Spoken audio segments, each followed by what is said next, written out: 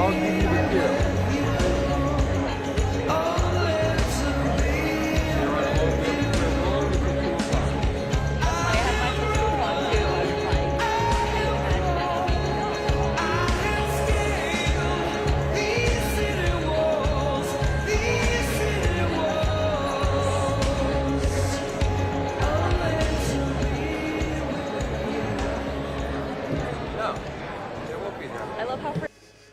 Ladies and gentlemen, before we begin, we would like to acknowledge some guests in attendance.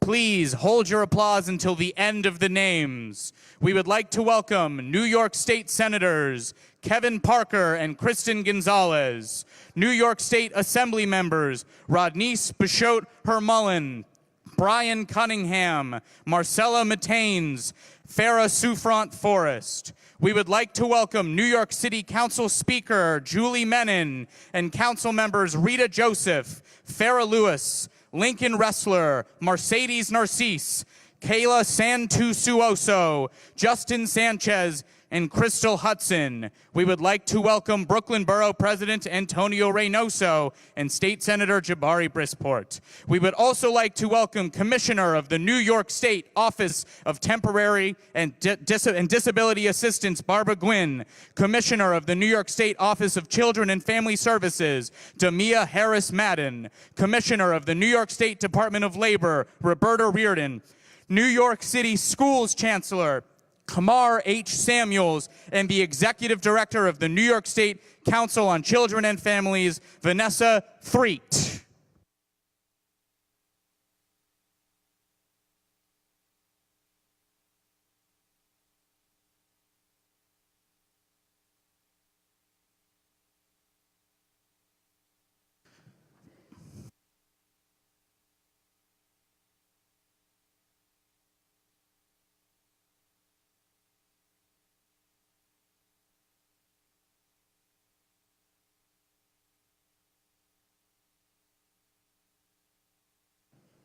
Ladies and gentlemen, the program will be beginning very shortly. We ask that if you are sitting near the middle aisle, you keep signs chest level as to not block the cameras. Thank you very much.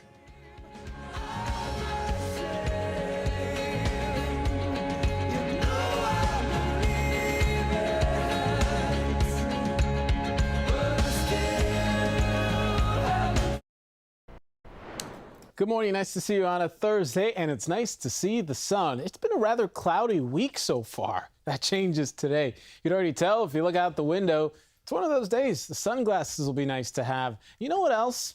You're not going to need the big coats. It's going to be a comfortable afternoon. 50 could do that. Been a while, about 3 weeks since we've hit that number. Sunny, and we'll do mild temperatures through tonight, partly cloudy tonight. 40 for a low. That's our normal high this time of the year. It's a nice launching pad to get us where? To another 50-degree day.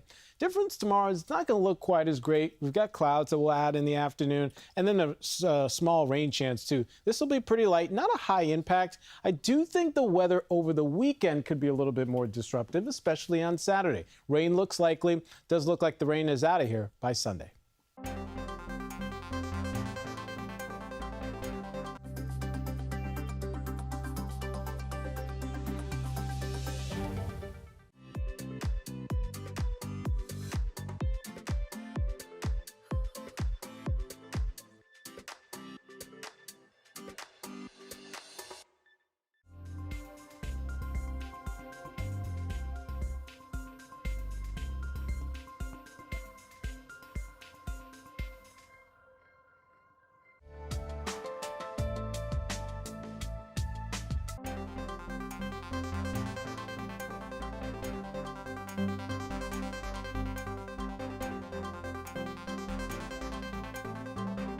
A dramatic rescue as a mother and her 2 children are pulled from a burning home. It was all caught on camera. Doorbell camera capturing smoke pouring out of the window of a townhouse yesterday in Middle River. This is in Maryland. Neighbors heard the commotion and ran outside to help. One man says he heard screaming as he approached the house. They just drop them, and put my arms out and did the best I could. When they came out, they had black soot all over them, and it was horrific. Neighbors used a ladder to get the mother out. All three were taken to the hospital with minor injuries and are expected to be okay. You may want to think twice before taking a sip of water on your next flight. A new study found potential health concerns with the tap water on commercial airplanes. The Center for Food and Medicine and Longevity reviewed violations per aircraft from 10 major airlines over a 3-year period. They also looked at maximum contaminant level violations for E. coli. They found Delta had the best water quality, while JetBlue and American had the worst. In a statement, JetBlue said it performs routine sampling and cleaning procedures to make sure its water is safe and reliable. American said a recent Environmental Protection Agency audit found, quote, no significant findings with our programs. Amazon Prime customers can now file a refund claim as part of a settlement with the Federal Trade Commission. Under the settlement, Amazon is offering $1.5 billion in refunds to eligible customers, also paying a $1 billion civil penalty. The FTC alleges that Amazon duped customers into signing up for Prime membership and then made it hard for them to cancel it. Customers should go to the settlement website to file their claim at subscriptionmembershipsettlement.com. Millions will receive automatic payments through the settlement without filing a claim, but some will need to submit one. I can dream of a better land where all my brothers walk hand in hand. Tell me why, oh why, oh why. Welcome back. Elvis Presley fans and artists kicked off the annual Elvis Festival in Parks, Australia. Fans and impersonators dressed as the king of rock and roll, it's pretty good, and performed outside despite soaring temperatures in a battle to win the festival's busking competition. Onlookers watched and some even joined in the fun and started dancing with the singers. The final sing-off competition will take place on Sunday, and today, January 8th, is Elvis Presley's birthday. He would have been 91 years old. A proposal takes a turn after a man pops the question, then drops the ring off a bridge. Trevor Van Cam planned out how to ask his longtime girlfriend Danielle to marry him, but at the exciting moment, Trevor's plan literally went downhill, and it went downhill fast. He dropped the ring off a 118-foot bridge onto ski slopes below. A determined snowmaking supervisor and his trusty metal detector saved the day and actually found the ring. The couple plans to get married next year. We'll be right back.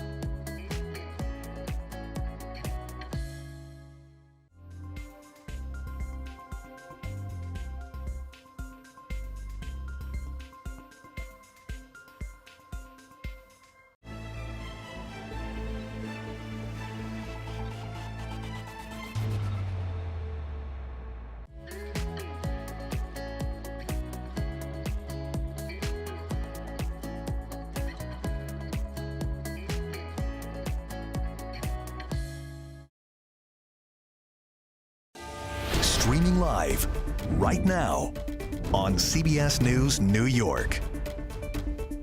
Live look outside as temperatures rise, giving us a break from the bitter cold we've been feeling lately. Good morning and welcome to CBS News New York at 11 a.m. I'm Cindy Hsu. We're streaming live with your top stories of the day.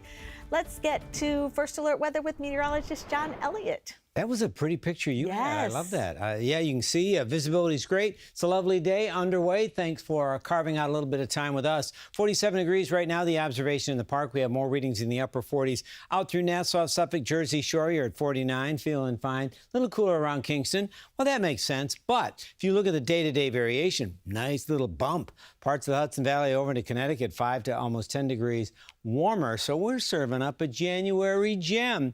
Nifty 50 and some bright skies. Friday, a little more challenging because we have afternoon showers. Obviously, with that kind of temperature profile, it is going to be wet. And it's wet again on Saturday, particularly in the afternoon. Coming up in a bit, we'll time it out for you and have the rest of your 7-day. Right now, though, right back to Cindy. John, thank you. And happening right now, Governor Hochul and Mayor Mamdani are holding a joint press conference to talk about universal child care. Let's listen in. With the families who've been crying for help, whether you live in Flatbush or you live upstate in the Finger Lakes, this is something every family can agree on. The cost of child care is too damn high. As I said, I'm New York's first mom governor, and I understand the urgency of this crisis because I lived it. Now, it was a few decades ago, I'm willing to admit that, but I had a job that I dreamed about. My highest aspiration, and I encourage others to dream bigger, was to be a staffer for a senator someday on Capitol Hill. I achieved that in my 20s with Senator Daniel Patrick Moynihan. But our family was beginning. And when that little boy came along, I could not find child care, and certainly not child care that we could afford with 2 government employees on a payroll. So I had to make a choice that I never thought I would do, is walk away from that dream job and become a full-time mom because it costs too much for child care for me to walk out the door in the morning. So I put my dreams on hold. And to be honest with you, I never knew when they'd get back on track. It was a big time of uncertainty for us. But not only that, when your income, 2-family income goes down to 1, you're clipping a lot of coupons for diapers and formula. And you're just sitting there stressed out looking at that bill at the end of the month, the utilities and the groceries and the gas and everything else. So that was my lived experience. And now that little one, that baby, has his own 3-year-old, and nothing's changed. It's still one of the biggest expenses for our families is the cost of child care.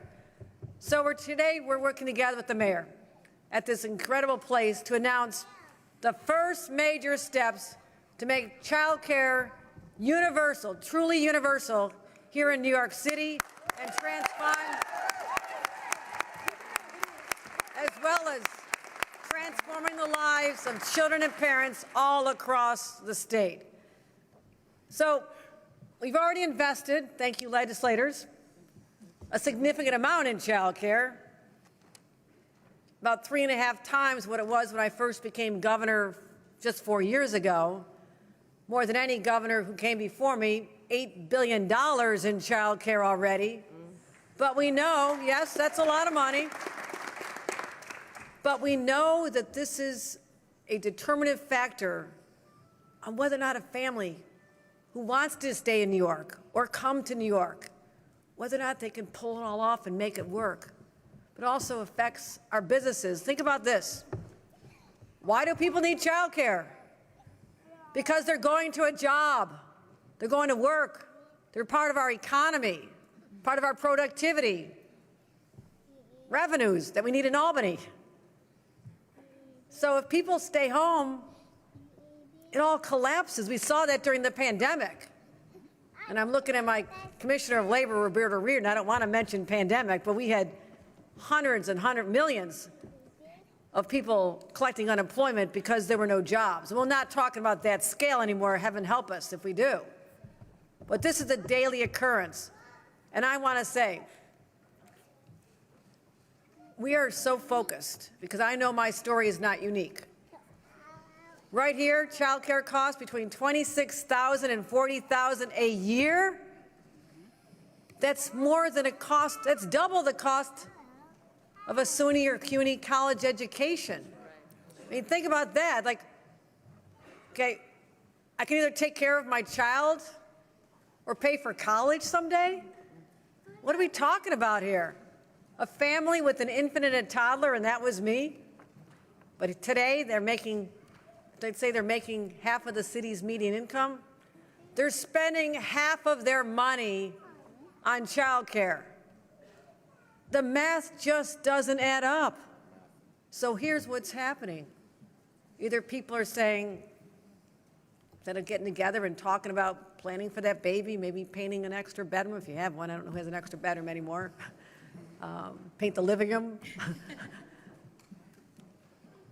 You should be talking about that. But instead, they're talking about maybe we can't afford to have kids at all. Maybe it's not going to be part of our dream. Or sick and tired of trying to figure all this out in a patchwork system that's not working. And they get worn down by the stress of it all. Hey, sweetie.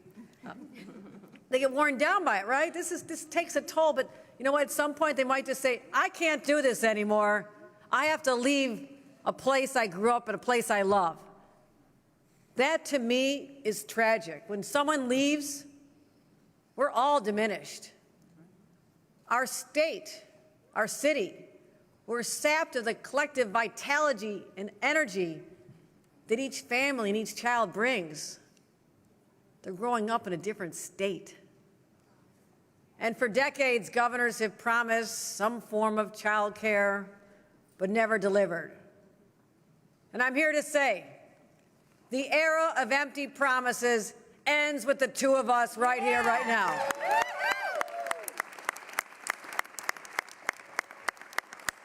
We've laid the foundation since I took office, and I announced this in my State of the State exactly 1 year ago, that we'll be on a path to lay the groundwork for a robust universal child care system statewide. We've already invested $6.5 billion in our state child care assistance program, dramatically expanding the eligibility and capping costs at $15 per week for most of those families. That's incredible. We've doubled the number of children served by vouchers. We also knew we had a workforce shortage, especially after the pandemic. We invested over $500 million in direct bonuses to 80,000 workers to let them know we value them and to lift them up. And we also increased reimbursement rates, which we were told were too low. We increased them by 50%. This is to help the providers maintain their staff and have a high quality of care. But also, we needed buildings. We needed investments. $110 million in new capital funding to open hundreds of new child care centers. Now, all this groundwork was important. It's still important. But when I announced we're going to begin on a path to universal child care, I said this has to go first. It doesn't happen overnight. Right? You just don't declare we now have universal child care in the state of New York, right? Okay, you're all with me on that, right? Okay. But it has to start somewhere. It requires skilled and caring workers and safe and welcoming places and sustained investment. And today we're turning that foundation into a concrete, multi-year roadmap that'll ultimately deliver universal child care for every single New York family, statewide, regardless of their income. Every child will have the same opportunity to get the same head start. And no working parent will have to sacrifice their paycheck and career to make sure their babies and toddlers have an opportunity to grow and thrive. So let's take a couple minutes to talk about how we accomplish this, starting right here in New York City. And I'm going to let the mayor talk about most of this. But this city just elected a mayor who spoke boldly of his vision for universal child care and what needs to happen to be on this road. Back in November, fresh off the election, we sat down. We had many conversations leading up to this, but we started talking about how we make this vision become reality, no longer a dream. And I told him this: whatever the city was ready to deliver, I would be his partner 100% of the way. And today I'm proud to announce that New York State is paying the full cost to launch 2Care for the first time. Universal daycare for 2-year-olds as proposed by Mayor Mamdani. And we're not just paying for 1 year of the program. We don't usually go 1 year out in our budget. But just to let you know how serious we are, we're taking the unprecedented step to not just commit for the 2027 budget, which I'm working on right now, but also the following year as well, to show you we're in this for the long haul. In the next few minutes, you'll hear from the mayor about how to implement his plan, but you'll explain all this. But as the city builds capacity and trains workers and brings more communities online, we'll continue to provide the necessary funding to make sure that every child has access to this child care. Now, across the state, my friends, this might be a news flash, but there's more to the New York State than just New York City, okay? Can you work with me on this? Yeah. Okay, all right. So we got to look out for everybody. Everybody. So I have a little bit different approach for upstate because they're not as far ahead when it comes to 4-year-old and 3-year-old programs. We have some catch up to do there, and I'm proud to lead that effort. But it's an equally ambitious approach. And despite the fact that we've had a universal pre-K program in use for a decade, the people aren't doing it. Communities are not stepping up to do this. Communities have just not found a way to implement this, and that's a real barrier for families living outside the city. So to help them grow aligned with more closely to what we're doing here in the city, we're going to invest $470 million to support the administration of universal pre-K across all of our towns and our cities and deliver on the guarantee I'm making today that universal pre-K will be available for every single 4-year-old across New York by 2028, 2 years from now. Because every child deserves this, the same opportunity. Will not be mandatory for those who are staying in parts of the states. We don't want to be told what to do. I get it. If you have another path to take care of your kids, God bless you. But a lot of people don't. A lot of people don't. And that's what we also have to step up for. On top of this, I'm announcing a pilot to start a web of community-based daycares. When? Not someday in the future, but starting this year to provide year-round, full-day affordable care for newborns to 3-year-olds across the state. Now that's going to start. We'll be announcing the initial counties. Again, some baby steps are required here, so work with us. But the initial counties will be announced, and we talk about how we grow this up after this initial year or two to grow this exponentially. And we'll double down on the proven success of our state child care assistance program, our voucher system, with an additional, drum roll for this, an additional $1.2 billion for communities across the state, including New York City. A 40% increase from last year. That'll help hundreds of thousands of families just keep their costs low and keep their heads above water. So this year we're committing an additional $1.7 billion in what we call recurring spending, something my budget director hates, but meaning we're committed. And so that means our total child care investment this year will be $4.5 billion in the state of New York. So we're in this. We're in for the long haul. Because for working parents, having access to affordable child care you can trust, it changes everything in your life. Because before kids, you didn't think about it. But all of a sudden, when that baby is born and you hold the baby for the first time, or you adopt a child, bring the baby into your family, your priorities shift within seconds.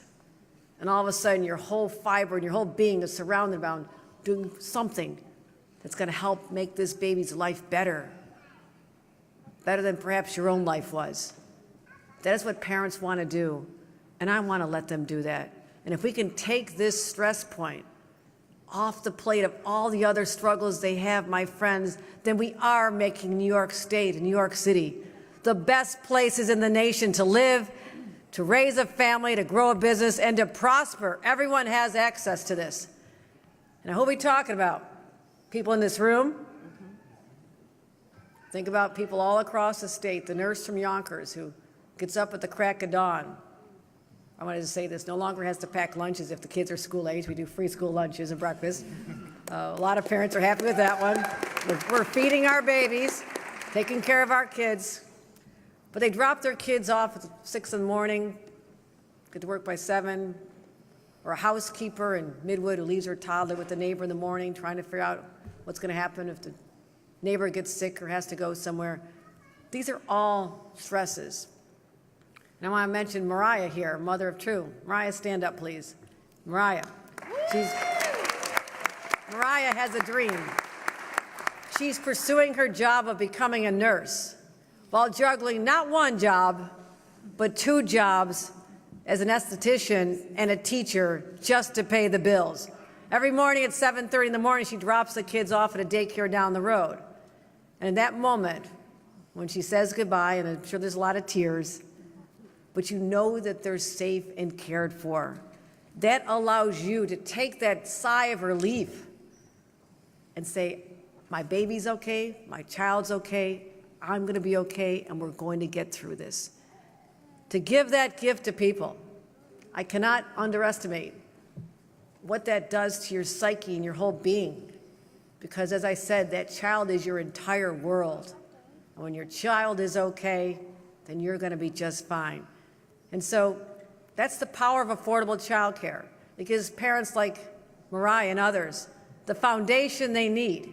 And I'm proud to deliver on this very ambitious plan with existing state revenues. We got it done, we found a path forward, and there's nothing going to get in our way.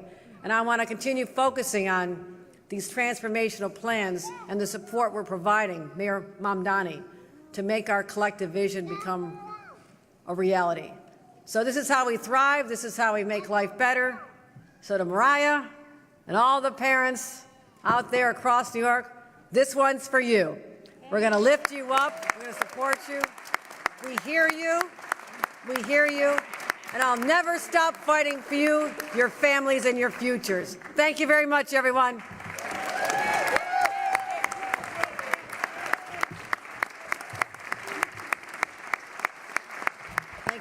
Thank you. Let me welcome Mayor Mamdani, someone who's also a big dreamer, but also knows the dreams can get you this far, but now it's about the implementation, it's the execution, and it's the follow-through. So that's the difference. People can espouse great thoughts, so many have come and gone in our halls of government for a long time, but you're looking at someone who wants to get things done, and I will be a willing partner to that. Ladies and gentlemen, our mayor.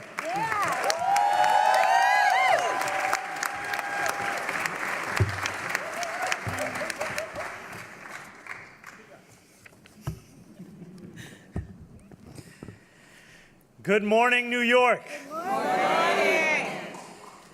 Today, we take one step to realizing a city where every New Yorker, every family, every child can afford to keep calling it their home.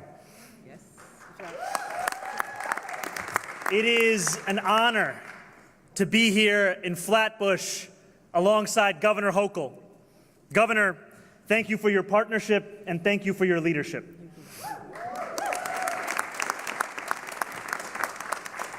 And I want to say thank you to the incredible organizers, advocates, elected officials that we have here at every single level of government who have willed this day into existence. Truly, thank you to all of you.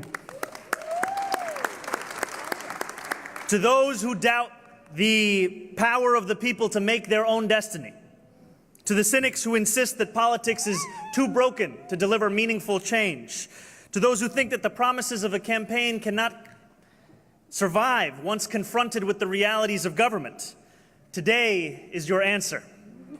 This is a day that so many believed would never come, but it is a day that working people across our city have delivered through the sheer power of their hard work and their unwavering belief that a better future was indeed within their grasp. We stand here today because of the millions of phone numbers that were dialed, conversations had, voicemails left, each of them a New Yorker speaking to another New Yorker, each of them making the case for a future that working people could in fact afford. And we stand here today because of the untold stairs climbed and doors knocked by volunteers who encouraged neighbors they had never met to imagine a New York where a dignified life was in fact possible. And we stand here today because of the young New Yorkers who were no longer willing to accept that the joy of beginning a family had to be paired with the heartbreak of moving away from a city that they had always loved.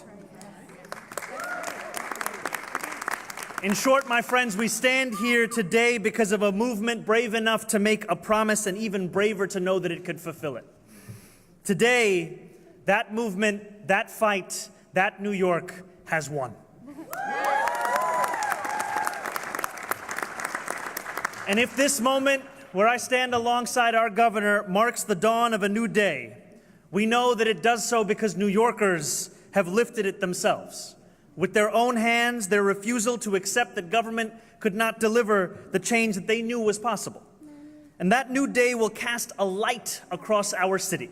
It will be felt by millions of New Yorkers, by Mariah in this room, and by so many others across every single part of the city that we call home.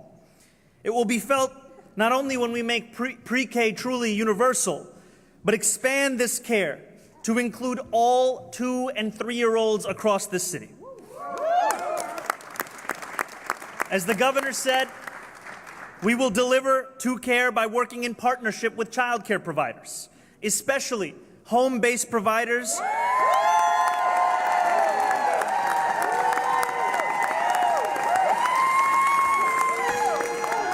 who have been doing this work without thanks or recognition for far too long.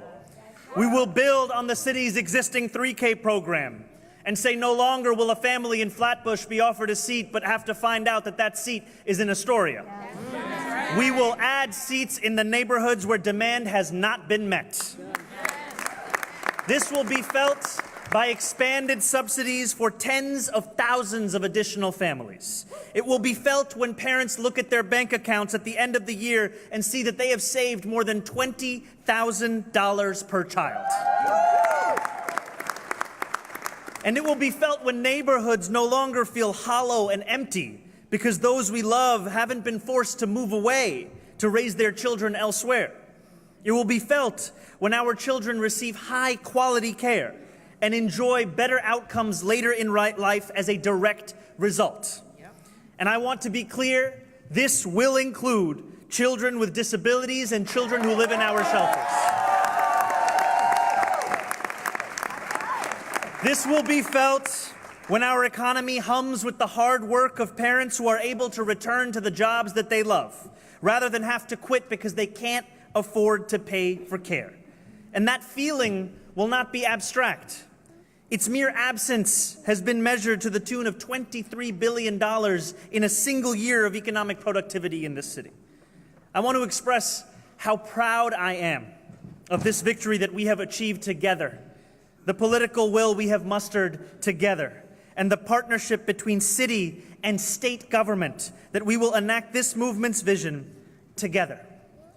And I stand here on this stage alongside our governor in deep recognition that for too many years, the relationship between Albany and City Hall has been defined by dysfunction and discord, by feuds and by factionalism. Petty grievances have interfered with the work of serving the people. Political posturing has consumed the attention of those with the power to transform lives. And I am deeply committed, alongside this governor, to charting a new course, one where people look to government and expect collaboration, not competition. And I am deeply grateful to count Governor Hochul as a partner in this work.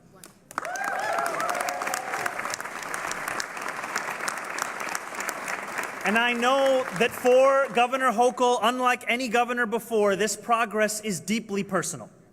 She, like so many other parents, could not find childcare when she had her son and had to quit her job working for Senator Moynihan.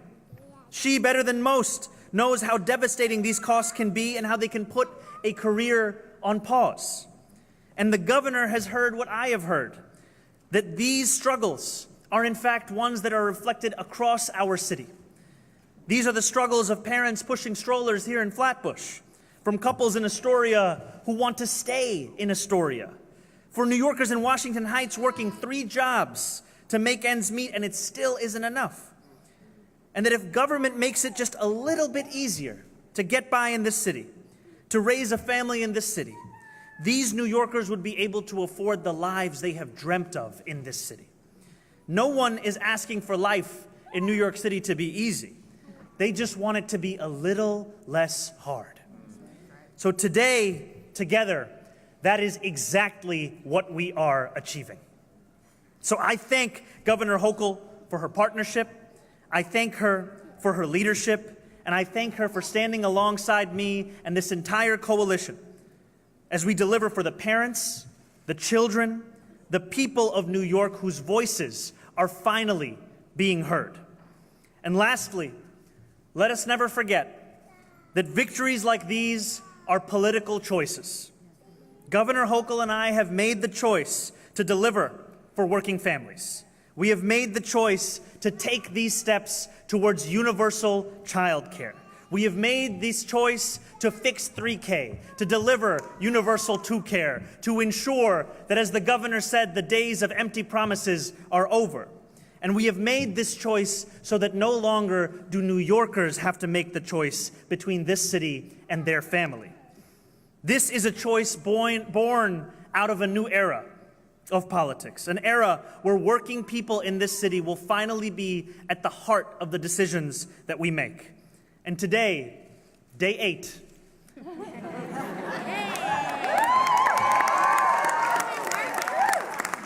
shows exactly what that politics will look like. Thank you, Governor Hochul. Thank you to everyone on this stage. And thank you to New Yorkers for believing that this city could in fact be the one that we deserve. Truly.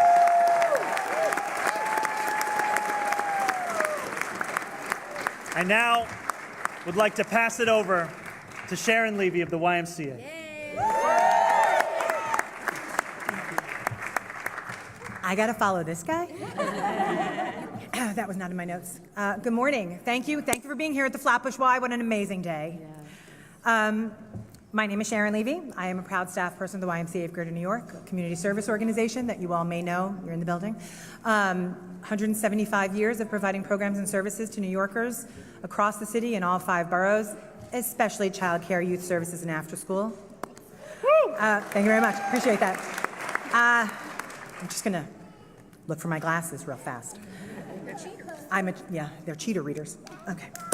As a longtime advocate for communities across the city and programs and services provided by the Y, with a deep focus on childcare and youth services, as I have been annoying many of the elected officials behind me for decades. Hi, how are you? Okay, sorry, distracted, easily distracted. But today I also stand here as a proud mom of 4, born and raised in Queens, and a person who has actually used these services to maintain my day job and to continue to provide for my family. Without pre-K and childcare, I would not be standing here. So thank you, and thank you. Childcare is what makes it possible for many of our families to thrive in the city that we love. Universal childcare makes it possible for all of our families to thrive in the city that we love, to stay here, to be here for generations, and to dig in. As a provider, I appreciate the expansion of programming, increased funding, the opportunity to serve 2-year-olds. Hello, how are you? But as a mom, I appreciate all of those things as well. The idea of universal, year-round programming is an incredible thing for New York families. I don't know about all of you, but my job does not end at the end of June and start up again in September. For those of you who that does, good for you. Right? And just in closing, the YMCA has, and our many partners here in the room, Campaign for Children People, hello, across the sector, many of whom are here, celebrate these efforts and are ready to provide these programs across the city for families in need. So thank you so much. And next up, Sayona Dawes.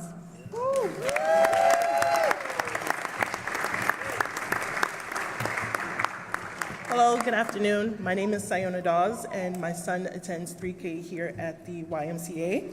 And as a working mother, with a child in a 3K program, I see firsthand how extraordinarily difficult it is for families to secure high-quality childcare, even before considering the astronomical cost. Parents are forced to make impossible trade-offs between their careers, their finances, and their children's early development, often navigating long wait lists, inconsistent availability, and prices that rival college tuition. These challenges underscore the urgent need to make pre-K truly universal statewide, ensuring that every child, regardless of zip code, has access to strong educational foundation. New York State must also partner with New York City to launch the Mayor's Signature 2Care program and finally fulfill the promise of universal 3K access in the city where demand continues to far outpace supply. At the same time, other counties should be supported in developing innovative child care pilots that provide high-quality, affordable care to families at all income levels, recognizing that this is not solely a New York City issue. Quality childcare is critical to children's essential growth and development, and by supporting them at this formative age, we are investing in a future where today's children are empowered to become tomorrow's caregivers and leaders. Finally, expanding childcare subsidies to tens of thousands of additional families is essential to easing the financial burden on working parents and strengthening the workforce, as affordable and reliable childcare is not a luxury, but a critical economic and social necessity. Amen. Thank you, Governor Hochul, for being a true champion for families and affordability, and as a working mom, for understanding that when parents are supported, children thrive and communities grow. Thank you. Thank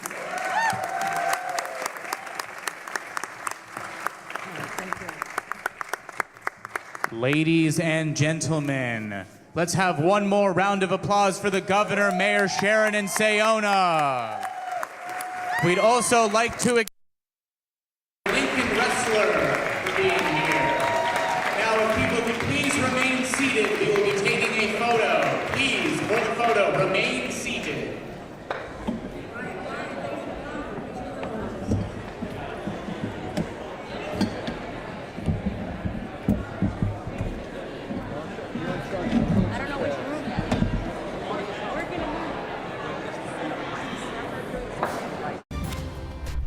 This has been breaking news. Good morning. Nice to see you on a Thursday, and it's nice to see the sun. It's been a rather cloudy week so far. That changes today. You can already tell if you look out the window. It's one of those days. The sunglasses will be nice to have. You know what else? You're not going to need the big coats. It's going to be a comfortable afternoon. 50. Could do that. Been a while, about 3 weeks since we've hit that number. Sunny, and we'll do mild temperatures through tonight. Partly cloudy tonight. 40 for a low. That's our normal high this time of the year. It's a nice launching pad to get us where? To another 50-degree day. Difference tomorrow is not going to look quite as great. We've got clouds that we'll add in the afternoon.